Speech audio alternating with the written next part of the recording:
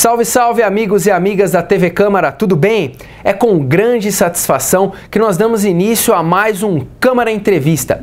E no programa de hoje nós vamos entrevistar o professor de Geografia jauense, Márcio Francisco Martins. Ele que é pós-graduado em Gestão Ambiental e tem uma relação muito grande aqui com a cidade de Jaú, apesar de residir atualmente em Bauru. Ele que produziu o documentário Pedalágua, um projeto em que o professor pedalou, remou, pediu carona por 13 estados brasileiros durante 11 meses e resultou então num documentário, 6 episódios, um documentário dividido em 6 episódios e que foi premiado pelo Fórum Mundial da Água. Professor Márcio, muito obrigado por sua entrevista via internet, diretamente da sua residência em Bauru. Eu agradeço por sua entrevista, falando conosco aqui dos estúdios da TV Câmara em Jaú. Você que tem uma relação muito grande aqui com a cidade, leciona também geografia, aulas de geografia aqui em Jaú e sempre leva as cores do nosso glorioso galo da comarca, o 15 de Jaú, por todos os lugares que você passa, não é mesmo, professor? Sim, foi legal. Eu agradeço aqui o espaço que vocês estão abrindo para poder divulgar o projeto. Falar da educação ambiental é sempre uma coisa um pouco complexa, que nem todo mundo está muito afim de escutar às vezes. E eu viajei, sim, com a camisa do 15 de Jaú, e era bem legal, estava no meio da Amazônia, às vezes no meio do sertão, da Caatinga, e alguém apontava e falava, nossa, camisa do 15 de Jaú, eu ficava bem feliz, assim, de realmente saber que o 15 é grande, é conhecido em muitas partes do Brasil.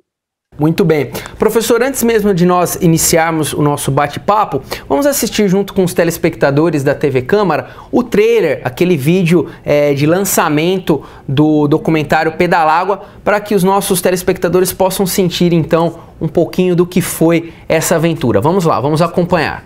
Qual é o valor da água para o senhor? É tudo. Sem água não há vida, né?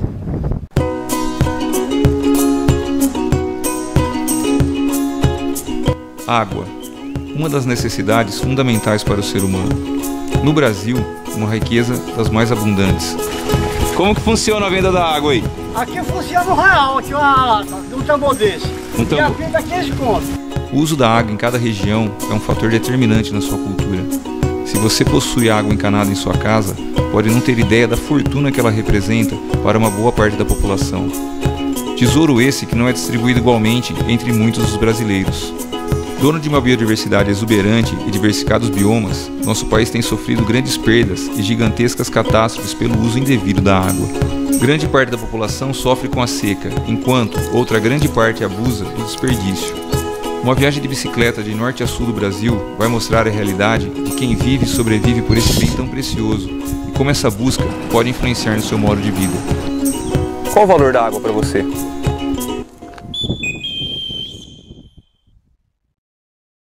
É isso aí, nós acompanhamos então o trailer, um trechinho desta aventura que o professor Márcio Martins realizou durante 11 meses, praticamente um ano, viajando pelo Brasil, 13 estados brasileiros, praticamente metade das unidades federativas do nosso Brasil, esse país de dimensões continentais. Então, professor, em primeiro lugar, como surgiu essa ideia do documentário? Aliás, a ideia, ela precedeu o documentário, não é mesmo? Você teve primeiro a ideia do projeto e o documentário, ele foi concebido posteriormente, não é mesmo? Conta pra gente como que foi, então. Cara, foi bem interessante, assim, porque eu estava querendo melhorar as minhas aulas de geografia. E nas férias escolares de 2012, no meio do ano, eu acordei à noite de férias e falei, eu queria conhecer a Amazônia, cara. Eu falo tanto da Amazônia, eu falo desde 2005 dando aula, falando da floresta amazônica, e aí são 7 anos, naquela época, de 2012, dando aula, e nunca vi a Amazônia, nunca fui até a Amazônia, né? Eu tinha muita vontade de conhecer a Amazônia, de conhecer a Caatinga, de conhecer as paisagens, a cultura do povo brasileiro mesmo em loco, em vez de só ficar lendo, que é o básico, né, o necessário para conseguir dar aula. E eu pensei, já que eu trabalhei como fotógrafo, eu vou tentar fazer um livro de fotografias do Brasil, pelas culturas, passar pelas paisagens, conhecer um pouco mais a fundo o país. Em 2012, eu comecei a ler um livro de uma senhora chamada Louise Sunderland. Ela é uma neozelandesa, se aposentou como enfermeira na Inglaterra, e muito curioso o livro dela, que o governo militar no Brasil passava uma propaganda fora do país sobre a construção da maior rodovia do mundo, que era a Transamazônica. Só que ela achou que a Transamazônica já estava pronta, e o governo não tinha feito ela inteira ainda. E essa senhora se aposentou e fez uma coisa sensacional, comprou uma cestezinha, sabe aquela cestezinha de cestinha bonitinha? Só não dá para saber se é rosa porque a foto é branca e preta. E ela conseguiu atravessar a Transamazônica sem ter Transamazônica. Foi muito louco, né? E eu olhei aquele livro e falei, cara, é isso. Eu vou fazer uma viagem pelo Brasil de bicicleta. Li um outro livro, que chama Avenida América, que o cara também saiu da Califórnia e veio até São Paulo de bicicleta. E eu falei, ó, essa bicicleta é uma coisa legal. Tem o Olinto também, que é um cara aqui da região, que pedalou, já deu umas 10 voltas ao mundo de bicicleta, já várias vezes. E eu li esses livros, conversei com o Olinto, e achei bem legal, assim, a ideia da bicicleta, de você conseguir chegar nos locais com baixo custo, se manter com baixo custo, e toda vez que você chega com a bicicleta, cara, você é muito mais acolhido, né? Se eu fizer uma viagem de carro, vai ser legal pra caramba, só que eu vou chegar, é mais comum, né? Quando eu chegava de bicicleta, às vezes as pessoas estranhavam. E no início, a ideia era, estava viajando com um amigo, o Luiz, do projeto Bikeland, a gente começou junto lá em Altamira do Pará, peguei um avião em Bauru e fui para lá, e a gente começou a pedalar para fazer oficinas de educação ambiental, ele tinha o projeto Bikeland, eu peguei uma carona com ele, e nesse projeto eu fui desenvolvendo o Pedalágua no meio do caminho, né? Fui conversando, vendo assuntos, necessidades, e uma coisa que me chamou muita atenção para conseguir desenvolver o Pedalágua, em 2015, quando eu decido ir, né, a ideia foi em 2012, fiquei me preparando, aprender a tocar um pneu de bicicleta, aprender a colocar uma corrente na bicicleta se caísse, fui me preparando para isso, e quando chega em 2015, eu falo, não, realmente eu vou. Aí me desliguei dos empregos e comecei em 2016. Dia 10 de janeiro de 2016, a gente sai de Altamira do Pará. Eu e o Luiz começamos a pedalar. E aí, antes de ir, olha que interessante, faltava água em São Paulo, com a reserva da Cantareira, estava no volume morto. Aquela crise hídrica, São Paulo, né? Um caos, né? A Grande São Paulo caótica, assim, não tinha água, rodízio, tudo desesperado, cara. E aquilo, como professor de geografia, era um assunto que eu debati em sala de aula. E em novembro de 2015, aconteceu um problema muito grave. A gente teve o rompimento da barragem de Mariana, que foi um problema gigantesco ambiental que não vai se solucionar tão fácil, a gente talvez não veja a solução disso. E os problemas que vão existir lá vão demorar muito tempo para se resolver ainda. Dois assuntos referentes à água, né? A cidade de Governador Valadares, por exemplo, não tinha água, porque recebia água do Rio Doce. Aí eu vou para a Amazônia, em janeiro na Amazônia, comprei os equipamentos da bicicleta preparado para chuva. Tinha uma bolsa que não entrava água, tinha um tênis que escoava água, tinha tudo para conseguir viver na chuva da Amazônia em janeiro, que eu estava ansioso para conhecer, como professor de geografia, eu sabia que chovia muito. De 15 dias da Amazônia, eu peguei 2 dias de chuva. E eu parei na casa de um senhor que nos acolheu, o seu Gumercindo, e ele falou, ó, tá seco, aqui tá seco. E por mais conhecimento que ele tenha como caboclo amazônico, não é uma coisa científica, né? Aí eu falei, nossa, ele falou que tá seco, né? Mas é um conhecimento que tem que ser levado em consideração. A partir do momento que ele falou que estava seco, eu fui relatando na floresta que todos os povos que eu encontrava, indígena, homem branco, cidade, todo mundo até Marabá, relatou que a Amazônia estava seca. Em 15 dias de janeiro, chover 2 dias é um problema. Realmente estava acontecendo alguma coisa. Mas tudo bem, terminei a floresta amazônica, né? Tinha muito medo de atravessar a Amazônia, porque a gente fica imaginando que vai aparecer uma cobra, que vai aparecer uma onça, alguma coisa assim. Mas graças a Deus não aconteceu nada, cara. Foi tudo muito bom, foi sensacional, assim, foi um aprendizado e tanto. Chego em Marabá, me hospedo na faculdade, na Unifespa, e na Unifespa os professores falam que realmente está mais seco. E aí, da Unifespa em diante, eu não consegui prosseguir, porque teve alguns problemas na estrada, alguns indígenas não estavam deixando as pessoas passarem, e eu não quis arriscar passar com a bicicleta. Aí peguei o trem da Vale, aproveitando que já era carnaval depois, em fevereiro, e fui parar em São Luís do Maranhão com esse trem. É o trem que carrega minério, o trem que carrega pessoas da floresta até São Luís. Chego em São Luís, aproveito o carnaval lá, foi bem legal, continuo a pedalada pelo litoral, aí atravesso só praia. Chego em Jericoacoara. Jericoacoara, a gente não lembra que existe problema ambiental, né? Porque é uma coisa tão linda, e um outro mundo, uma praia muito bem estruturada, um turismo de alto padrão. Então lá eu até esqueci, assim, que eu estava fazendo alguma coisa de educação ambiental pelas paisagens que a gente vivia, né? Pelos contatos que a gente fez, os amigos. Mas saindo de Jericoacoara, o problema voltou, né? Aquela coisa de fazer um projeto para educação ambiental, de pensar nessas questões que estavam acontecendo, eu decido entrar pela Caatinga. Quando eu chego em Mossoró, no Rio Grande do Norte, ali eu já estou saindo do litoral e adentrando o interior da Caatinga. Quando eu chego no interior da Paraíba, eu conheço uma estrada, eu não consigo me lembrar agora o nome exato, mas era BR, acho que 163, no sítio do Jacu. No meio da Paraíba, eu conheço o seu Inácio e a dona Cleusa, um casal, e eu peço para usar a sombra da árvore deles. Eu posso usar a sua sombra, né? Eu preciso cozinhar aqui. Tinha uma lata de salmão, sardinha, as latinhas de sardinha, um pouco de pão. E eu falei, posso usar a sua sombra para comer aqui, mas não tenho água. E aí eu falei, acho que eu não vou conseguir água aqui, tá tudo a paisagem, cactácea mesmo. Eu falei, acho que vai ser difícil. Mas ele falou, vem cá. Já pegou meu squeeze da bicicleta, assim, me deu água. E foi bem legal, assim, o jeito que ele me tratou. Me recebeu na hora com água, me recebeu muito bem. Mesmo com falta de água naquela região, um déficit hídrico, uma oferta de água menor que aqui, não tive em nenhum momento falta de água. Nunca passei sede, todo mundo sempre me ajudou. E aí, o que foi interessante? Foi interessante que ele me deu a água, ele tinha uma cisterna muito grande e bonita, assim, vários baldes com água da captação da chuva. Eu falei, ô, senhor Inácio, o senhor é rico aqui, tem um monte de água. Aí ele me disse assim, não vou falar para o seu valor da água, não. E a hora que ele falou o valor da água, cara, aquilo entrou na minha cabeça, eu falei, nossa, que coisa interessante, né? Aqui onde eu estou agora, na Caatinga, na Paraíba, no sertão, quanto valeria naquele momento que eu precisava me alimentar 1 litro d'água? Qual que seria o valor daquele 1 litro d'água? Se eu tivesse 10 reais no bolso, o cara falou, 10 reais o litro, eu ia comprar. Eu estava precisando de água. Mas aqui onde a gente está agora, Danilo, você vai terminar essa entrevista, ou até agora mesmo, você pode pegar uma garrafinha d'água e você vai matar a sua sede. E você nem imagina o custo disso aí, né? No final do mês vai vir uma fatura, você vai pagar e vai consumir água e não vai ter nenhum problema com isso. Nesse momento, surgiu o insight do projeto Pedalágua. De falar, qual que é o valor da água? Em São Paulo, em 2015, consumindo o volume da Cantareira no rodízio, quanto que valia essa água? Valia muito. Só que a gente não soube economizar essa água e chegou nessa situação. Então, é interessante você pensar que quanto vale a água? O valor da água real, a gente só vai descobrir se faltar. Se não faltar, você nunca vai saber qual é o valor dela. É uma coisa assim, é fato.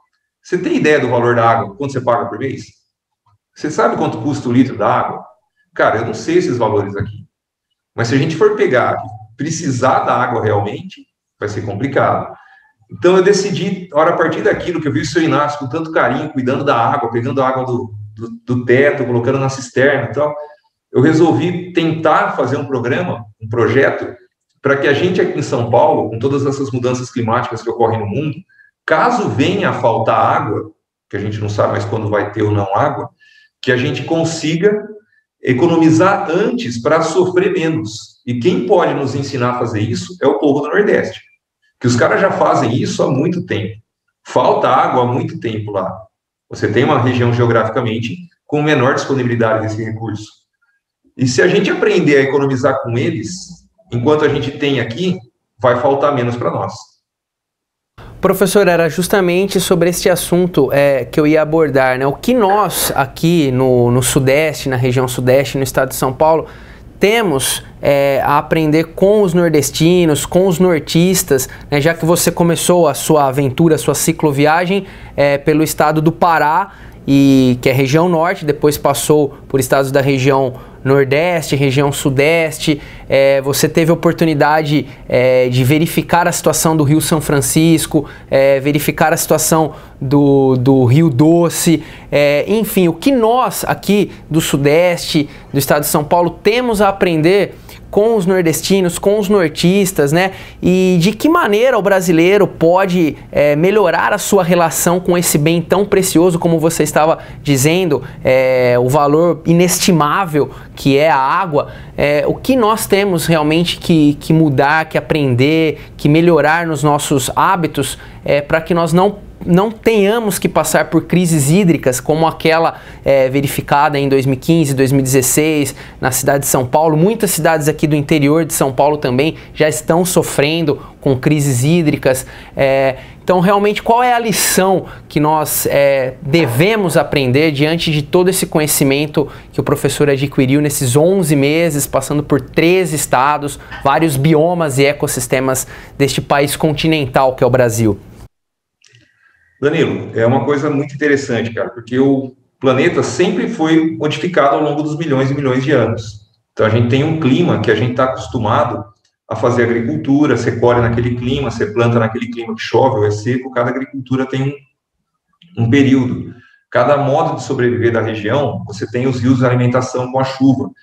E agora, a gente tem que tomar uma consciência muito grande, porque a água é um bem coletivo, né? Ela não é minha, não é sua, ela não é da propriedade de ter um rio. A água, ela é do nosso planeta, ela vai ter o seu ciclo de evaporação, o seu ciclo de cheia do rio, e a gente não consegue controlar isso. Então, a coisa mais importante é que a gente tem que ter uma consciência coletiva, porque não adianta você, eu tenho água em casa, então eu vou lá e gasto ao meu prazer e não me preocupo com isso. O que vai acontecer? Se todo mundo pensar de forma única, exclusiva, egoísta, a gente vai ter mais falta d'água, porque a gente não sabe mais quando vai ou não chover na época certa. Então, o ideal é que a gente consiga economizar água sempre, e pensando sempre nessa questão coletiva, que você fala, não, eu vou economizar água para mim, se eu economizar para mim, o outro economizar para ele, para cada um, se todo mundo tiver uma vontade, uma consciência sobre o uso correto da água, a gente vai ter menos falta. Porque, por exemplo, esse ano aqui mesmo, né, 2021, nós estamos com um problema. O verão foi pouco chuvoso e nós temos uma menor quantidade de água nos reservatórios. Provavelmente, pode ser que nós tenhamos algum tipo de racionamento nas cidades do interior e até na grande São Paulo. Se a gente estivesse economizando água já, e se todo mundo estiver economizando água um pouco, a gente vai sofrer menos daqui a alguns meses no verão mais seco que a gente tem. Se ninguém se preocupou em economizar um pouquinho de água, a gente vai ter a mesma dificuldade que teve em 2015. E uma coisa que é muito interessante nisso, quando eu fiz a viagem, eu cheguei, o roteiro era esse na minha cabeça, né? Vou fazer uma viagem, vou chegar na Cantareira, a Cantareira vai estar seca, e eu vou falar para todo mundo que a gente tem que aprender com o nordestino. Cara, pedalo, chego em São Paulo na Cantareira, Cantareira linda, cheia de água, cara. Tava linda a Cantareira, muita água. Fugiu aí eu olhei e falei, cara, e agora? O que eu vou fazer, né? Aí eu fui pesquisar a Cantareira. Em 2011, há 10 anos atrás, a gente teve a maior cheia da história da Cantareira. Alagou cidades. 2014, 2015, seca. 2016, ela voltou ao seu índice normal e agora, novamente, ela começou a reduzir um pouco o seu índice. Então, a gente não sabe quando vai ou não faltar água, por isso que a gente tem que economizar agora de forma perpétua. Sempre tem que pensar na economia de água. Outra lição também que o professor pôde mostrar no seu documentário é a questão dos rios voadores, né? Esse fenômeno que envolve todo o nosso continente sul-americano. O que consiste esse fenômeno, professor? E como essa mudança provocada pelo ser humano nesses ecossistemas, nesses biomas, o desmatamento, a degradação ambiental, o quanto todas essas ações danosas que o ser humano tem provocado ao meio ambiente pode influenciar nesse regime de chuvas e, inclusive, na disponibilidade de águas e recursos hídricos aqui no nosso estado de São Paulo, na região sudeste. Explica pra gente o que é e como foi perceber isso de perto, viajando nesses estados e vendo realmente o quanto as nossas têm prejudicado essa obra-prima que é esse ciclo hídrico chamado rios voadores. Explica pra gente, professor. Essa teoria dos rios voadores surge com Gerhard Moss e Amartje Moss, um casal de pesquisadores belgas que vai para a Amazônia e começa a fazer a coleta de gotículas, partículas de água que você tem nas nuvens com um avião. E aí ele começa a perceber que a água que evapora da floresta é a água que vai chover depois no restante do centro-oeste e no sudeste. Grande quantidade das chuvas que nós temos vem da floresta amazônica. E como que a floresta manda essa chuva para a gente? Você tem um fenômeno chamado evapotranspiração. A floresta amazônica é conhecida no mundo como floresta de chuva. chove na Amazônia, e o que acontece? Cai essa água no solo, a raiz absorve essa água e ela evapora essa água pelas folhas. E aí o vento continua vindo da linha do Equador e todo esse vento vai ser carregado para cá com umidade. Se você derruba a floresta, se você retira a cobertura vegetal, você tem um problema, vai ter menos evapotranspiração. Então vai ter menos umidade na atmosfera com esse vento que é fluxo contínuo para cá. E aí você tem pessoas que vão dizer assim, mas não tem nada a ver a Amazônia com o Sudeste. Aí a gente pode pensar de duas maneiras. Vamos derrubar a floresta inteira e ver se muda o clima aqui. Se mudar, aí a gente vai saber que realmente não devia ter mexido na Amazônia. Só que se mudar, a gente vai ter um problema gravíssimo. Então é melhor não mexer com isso.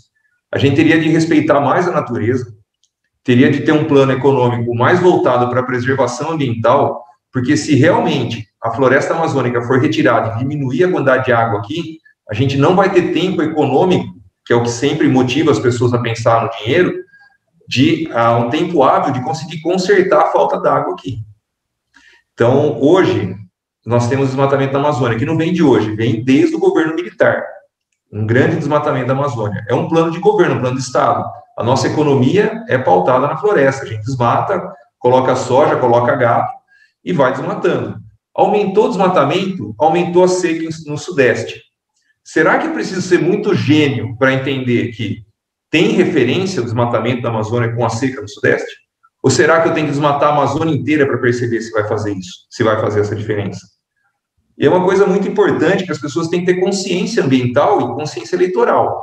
Se eu não acredito nisso, beleza, vota no candidato que quer desmatar a Amazônia. Parabéns, é sua opção. Agora, se você acredita que a Amazônia está ligada com a quantidade de chuva do Sudeste, tenta achar um candidato que mereça o seu voto, que não vai ter como projeto desmatar mais ainda a Amazônia.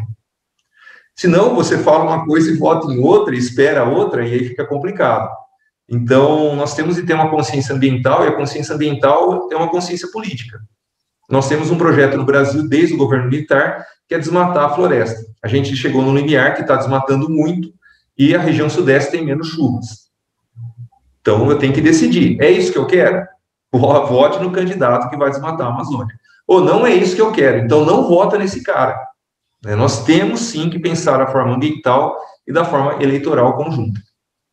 Professor, e como foi a concepção depois, a edição desse material que virou o documentário Pedala Água? Qual é o valor que a água tem para você? São 6 episódios disponíveis no canal do YouTube do projeto. E como ele foi premiado no Fórum Mundial da Água, né? Como você, inclusive, recebeu essa notícia, né? Por ter um trabalho sendo reconhecido de forma internacional, não é mesmo?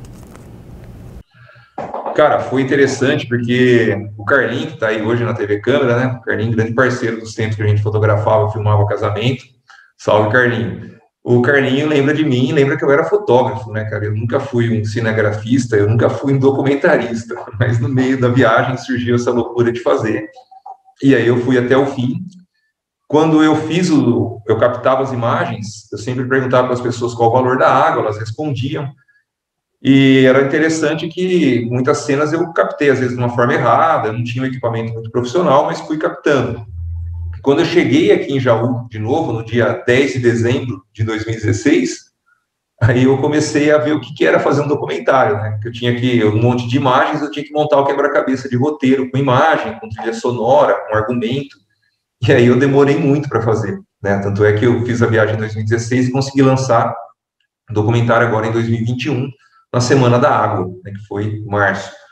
O que vai acontecer? Se você pegar a ideia inicial, que era fazer um livro de fotografias para transformar no documentário, eu aprendi tudo isso no meio do caminho.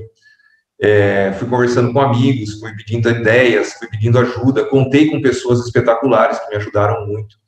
Teve a Beatriz Castro, jornalista de Bauru, a Tássia, que é também uma jornalista que hoje trabalha em São Paulo, a Larissa, me ajudou com as animações, os amigos músicos aqui em Jaú me ajudaram com as músicas.